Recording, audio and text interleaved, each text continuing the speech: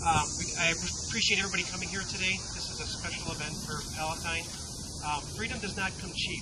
It costs dearly in lives, not just the lives lost, but the lives that changed forever the trials of war. But we are not here to glorify war today. We are here to reflect and to honor those who chose to enter the firestorm of a war to unite the country. The Civil War soldier faced many dangers and struggles with many fears. For many, it was the first time they left their home and away from their loved ones. The saddest fate, however, like the commissioner said, was to befall a soldier who was buried in an unmarked grave in some unmarked, distant field of battle, never to be identified and to lost for their loved ones forever.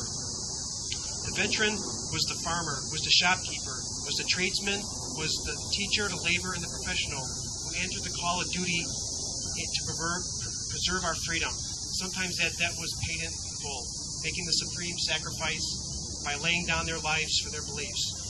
Palatine did not have a GAR post originally.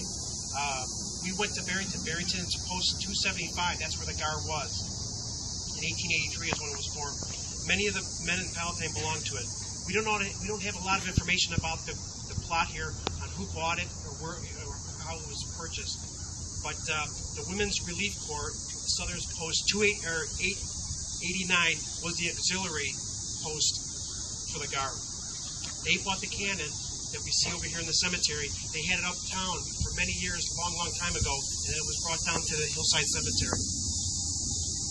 They were responsible for the Memorial Day activities, the flowers, the markers on the graves, and the parades for the Civil War veterans. Like the commissioner said, we have 3 people buried here in the GAR plot.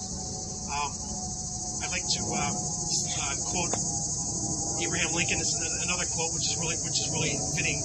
In the Gettysburg Address, President Lincoln said something that seems appropriate to this gathering. The world will little note nor long remember what we say here, but it can never forget what they did here. Our duty is to make sure that when the GAR was organized in 1866, that we carry on the passion that our forefathers worked so hard to achieve. They didn't forget the soldiers who protected our freedoms back then, nor should we protect them now. This plaque and this bench are a reminder for the people to discover, understand, and to reflect that we still care about our past and that we keep our history moving forward.